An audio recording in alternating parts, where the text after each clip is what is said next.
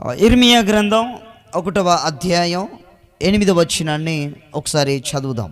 వారికి భయపడకుము, నిన్ను విడిపించుటకు నేను నీకు తోడై ఉన్నాను. వారికి భయపడకుము, నిన్ను విడిపించుటకు నేను నీకు తోడై ఉన్నాను. ఎవరికి మిమ్మలను ఇబ్బంది పెట్టే సమస్యలను బట్టి భయపడుతున్నావేమో, మిమ్మలను కృంగదీసే సమస్యలను బట్టి భయపడుతున్నావేమో, మిమ్మలను అనేక విధాలుగా నలిపే సమస్యలను బట్టి ఆ సమస్యలను చూచి భయపడుతున్నావేమో, నీకు కలిగినటువంటి రోగాన్ని బట్టి భయపడుతున్నావేమో. హాస్పిటల్లో డాక్టర్ దగ్గరికి వెళ్తే డాక్టరు నీకు బాగు కాదు, నీకు ఆపరేషన్ చేసిన నీకు బాగు కాదనేసి చేతులు ఎత్తేసారేమో. అయితే నువ్వు భయపడవద్దు. దేవుడు నీతో చెప్తున్నటువంటి మాట, వారికి భయపడవద్దు. నిన్ను ఎవరైతే ఇది కాదు, ఇక అయిపోయింది, నీవు ఇదే జీవితంలోనే చనిపోతావు, ఇదే రోగంతోనే చనిపోతావు, అయిపోయింది నీ జీవితం ఇంతే అని ఎవరైతే నిన్ను ఎద్దేవా చేశారో, ఎవరైతే నిన్ను అనరాని మాటలు మాట్లాడారో, అయితే దేవుడు నీతో సూటిగా చెప్తూ ఉన్నాడు, నీవు భయపడవద్దు, నేను నీకు తోడై ఉన్నాను. గట్టిగా చప్పట్లు కొడదాం. ఏమన్నాడు దేవుడు? నీవు భయపడవద్దు, నేను నీకు తోడై ఉన్నాను. హాస్పిటల్లో ఉన్నటువంటి డాక్టర్స్ని చేసింది నేనే, డాక్టర్స్ని తయారు చేసింది నేనే, ఆ మందులను తయారు చేసింది నేనే. నేను లేకుండా ఏది కూడా కలగలేదు, నేను లేకుండా ఏ మనిషి కూడా ఈ లోకంలో పుట్టలేదు, నేను లేకుండా, నా సెలవు లేకుండా, నా ఆజ్ఞ లేకుండా ఏదైతే మీరు చూస్తున్నారో ఆ చూస్తున్నదేది నా సెలవు లేనిదే రాలేదు అంటున్నాడు. అందుకే భయపడవద్దు. దేన్ని బట్టి నువ్వు భయపడుతున్నావో ఈరోజు నీకు దేవుడు ధైర్యం ఇస్తున్నాడు. ఏ విషయాన్ని అయితే బట్టి భయపడుతున్నావో, ఏ విషయాన్ని బట్టి బాధపడుతున్నావో, వాటన్నిటిని బట్టి దేవుడు ఈరోజు నీకు విడుదల కలుగ చేయును గాక. గట్టి చెప్పండి, విడుదల కలుగ చేయును గాక, విడుదల కలుగ చేయును గాక. దేవుడు అద్భుత కార్యములు మీ పట్ల జరిగించును గాక, ఆశ్చర్య కార్యాలు జరిగించును గాక. బోలో యేసు మహారాజుకో. దేవుడు నిన్ను విడిపించాలంటే నువ్వేం చేయాలి? ఆ శ్రమలలో నుండి, ఆ ఇబ్బందుల్లో నుండి నిన్ను రక్షించాలంటే, నిన్ను తప్పించాలంటే, ఆ శోధనకరమైనటువంటి ఆ పరిస్థితిలో నుండి నిన్ను కాపాడాలంటే నువ్వేం చేయాలి? ఇది ఈరోజు మనం తెలుసుకుందాం. రండి, దేవుని వాక్య గ్రంథంలో దేవుడు నిన్ను విడిపించాలంటే, దేవుడు నీకు తోడుగా ఉండాలంటే హృదయపూర్వకముగా దేవుని యొద్దకు రావాలి. ఎలా రావాలి? పూర్ణ హృదయముతో దేవుని యొద్దకు రావాలి. ఎవరో చెప్పారు అందుకే నేను వచ్చాను, ఎవరో పలానా అడ్రస్ చెప్పారు అందుకే నేను వచ్చాను అనేది కాదు. అలా కాదు నువ్వు రావాల్సింది. నీ పూర్ణ హృదయముతో ప్రభు దగ్గరికి వచ్చి నువ్వు అడగాలి, దేవా నాకు తోడు నీవే, నా నీడవు నీవే అని నేను నమ్ముకొని నీ దగ్గరకు వచ్చి ఉన్నాను. నాకు కలిగిన ఈ కష్టాలలో నుండి, నాకు కలిగిన ఈ ఇబ్బందులలో నుండి నన్ను రక్షిస్తావని నా పూర్ణ హృదయముతో నేను నిన్ను వెతుకుతున్నాను, నిన్ను అడుగుతూ ఉన్నాను. నాకు సహాయము చెయ్యి, నన్ను స్వస్థపరచు, నన్ను బాగు చెయ్యి అని ఎవరైతే పూర్ణ హృదయముతో ప్రభువు దగ్గరికి వస్తారో వారితో దేవుడు వారికి తోడుగా ఉంటాడు. గట్టిగా చప్పట్లు కొడదాం. ఎవరికి దేవుడు తోడుగా ఉంటాడండి? పూర్ణ హృదయముతో దేవుని యొద్దకు వచ్చు వారికి దేవుడు తోడుగా ఉంటాడు. గట్టిగా చప్పట్లు కొడదాం. ఎవరికి దేవుడు తోడుగా ఉంటాడు? బ్రదర్, ఎవరికి? పూర్ణ హృదయముతో దేవుని యొద్దకు వచ్చు వారికి, పూర్ణ హృదయముతో దేవుని పాదాలు పట్టుకొని అడిగే వారికి, పూర్ణ హృదయముతో ప్రభు పాదాల దగ్గరికి వచ్చి వేడుకునే వారికి ప్రభు ఎప్పుడు తోడుగా ఉంటాడు. రెండు మనస్సులు కలిగిన వారికి కాదు సుమా, పూర్ణ హృదయం సంపూర్ణంగా దేవుని యందు మాత్రమే ఆధారపడే వారికి ప్రభు ఎప్పుడు తోడుగా ఉంటాడు. వారి కష్టాల్లో, వారి నష్టాల్లో, వారి ఇబ్బందుల్లో నుండి వారిని రక్షించి, వారిని సంరక్షించి, వారిని పోషించటానికి ప్రభువు సిద్ధమైన మనస్సు కలిగిన వాడై ఉంటాడు. దేవునికి స్తోత్రం కలుగును గాక. నీవు దేవుని దగ్గర నుండి విడుదల పొందాలంటే, లేకపోతే ఆ ఇబ్బందికరమైనటువంటి ఆ శోధనలో నుండి విడుదల పొందాలంటే ఖచ్చితంగా అక్కడ నుండి విడిపించేది ఎవరంటే దేవుడే. కష్టాలలో నుండి నిన్ను తప్పించేది దేవుడే. ఇబ్బందుల్లో నుండి నిన్ను మంచి జీవితాన్ని నీకు ఇచ్చేది దేవుడే. రోగాలలో నుండి స్వస్థత కలుగజేసేది దేవుడే. కనుక ఖచ్చితంగా నువ్వేం చేయాలంటే విడుదల కలుగజేసే ప్రభు సన్నిధిలోనికి నువ్వు రావాలా. గట్టికి చప్పట్లు కొడదాం. బైబిల్లో ఇశ్రాయేలీయులు అనబడిన వారు ఉన్నారు. ఎవరు బ్రదర్? అందరూ చెప్పాలా. ఎవరు? ఇశ్రాయేలీయులు అంటే దేవుని ప్రజలు. వీళ్ళు యాడుండారంటే ఐగుప్తిలో ఉన్నారంట. ఐగుప్తి దేశంలో ఉన్నారు. ఐగుప్తిలో ఎందుకున్నారంటే అక్కడ బానిసలుగా ఉన్నారు. భయంకరమైనటువంటి భారభరితమైనటువంటి పనులు చేస్తూ ఐగుప్తిలో నివాసం చేస్తూ ఉన్నారు. కఠినమైనటువంటి పనులు పెడుతూ ఉన్నారు ఐగుప్తీయులు ఇశ్రాయేలీయుల మీద. దేవుని నమ్ముకున్నటువంటి బిడ్డల మీద కఠినమైనటువంటి పనులు పెట్టి వారితో భారమైనటువంటి పనులు చేపించుకుంటున్నారు. ఒకరోజు వాళ్ళకి ఆ పని మీద విసుకొచ్చింది. ఆ పని మీద విరుక్తి చెంది ఈ యొక్క కష్టకరమైనటువంటి భారభరితమైనటువంటి ఈ శ్రమలలో నుండి మమ్మల్ని రక్షించే దేవుడు లేడా అనేసి అబ్రహాము, ఇస్సాకు, యాకోబు దేవుడా, మా పితరుల దేవుడా, నీవెక్కడున్నావు? మమ్ములను రక్షించుట కొరకు, మమ్ములను కాపాడుట కొరకు మా ప్రార్థన వినండి. మమ్మల్ని ఈ బానిసత్వపు ఈ గృహములో నుండి బయటికి తీసుకుని రండి, మాకు విడుదల కలుగచేయండి అని ఇశ్రాయేలీయులు ఏడిచారు. దేవుని సన్నిధిలో ఏడిచారు. హృదయపూర్వకంగా దేవుణ్ణి వేడుకున్నారు.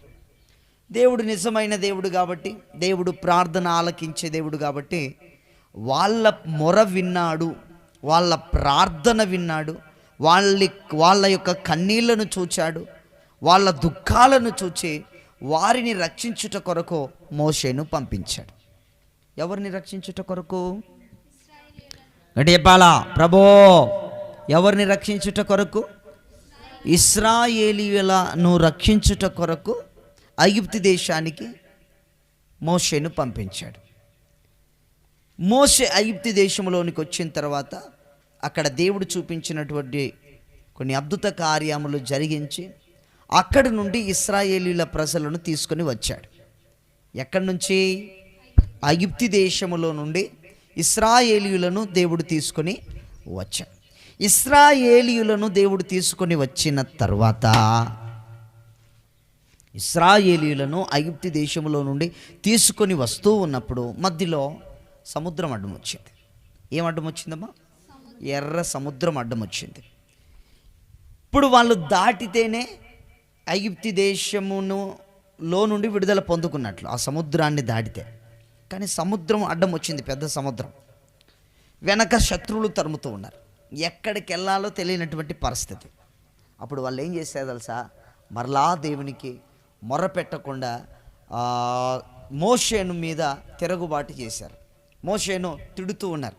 ఏమయ్యా మోషే, ఐగుప్తు దేశంలో సమాధులు లేవని, ఈ అరణ్యములో, ఈ యొక్క ఎడారిలో, లేకపోతే ఈ సముద్ర తీరములో సమాధులు లేవని, ఐగుప్తు దేశంలో సమాధులు లేవని ఇక్కడికి ఎడారిలోనికి ఈ సముద్రంలో చంపడానికి మమ్మల్ని తీసుకుని వచ్చావా అని తిడుతూ ఉంటే మోషే వారికి భయపడి దేవుని వైపు చూస్తూ, దేవా ఇశ్రాయేలీయులు నా మీద పడుతున్నారు, అక్కడి నుంచి తీసుకొని వచ్చావు కదా ప్రభా, ఇప్పుడు ఎట్లా చేయాలి? ఎర్ర సముద్రం అడ్డం వస్తుందంటే ప్రభు అన్నాడు, నైనా నువ్వెందుకు నాకు మొర్ర పెడుతున్నావు? నీకు ఆల్రెడీ ఆర్డర్ ఇచ్చాను కదా, ఆ కర్ర చేతి పట్టుకున్నావు కదా, ఆ కర్ర సముద్రం వైపు చాపు అన్నాడు.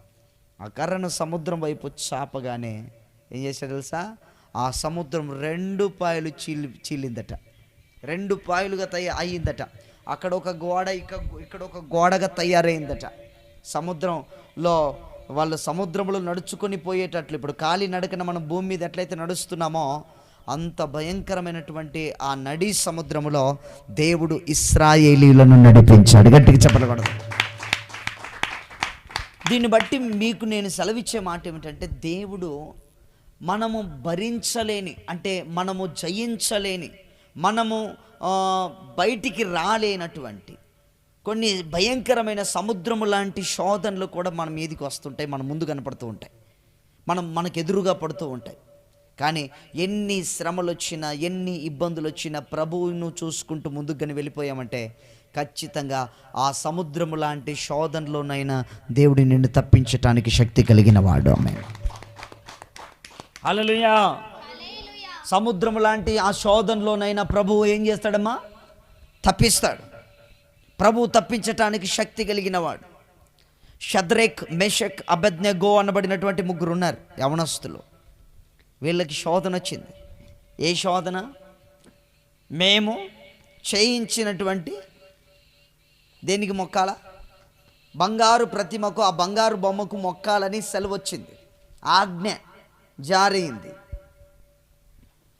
ఆ ఆజ్ఞ వచ్చినప్పుడు బంగారు ప్రతిమకు మొక్కకుండా, ఆ చేయించినటువంటి ఆ బంగారు బొమ్మకు మొక్కకుండా వాళ్ళ పైన తిరుగుపడ్డారు. నెబుకద్నెజరు రాజు పైన తిరుగుపడ్డాడు.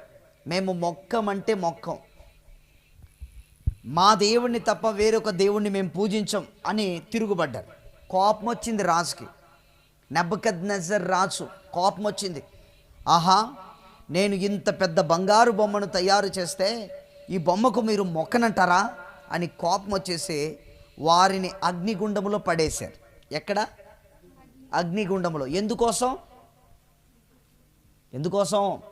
ఆ బొమ్మను మొక్కనందుకు ఎక్కడ పడేశారట? అగ్నిగుండములో పడేశారు. అగ్నిగుండములో పడేస్తే కూడా భయపడలా వాళ్ళు. అగ్నిగుండములో పడక ముందు ఆ నెబుకద్నెజర్ రాజుతో ఏం చెప్పారు తెలుసా? మేము సేవించుచున్న దేవుడు, చదవండి, మేము సేవించుచున్న దేవుడు మండుచున్న వేడిమిగల ఈ అగ్నిగుండములో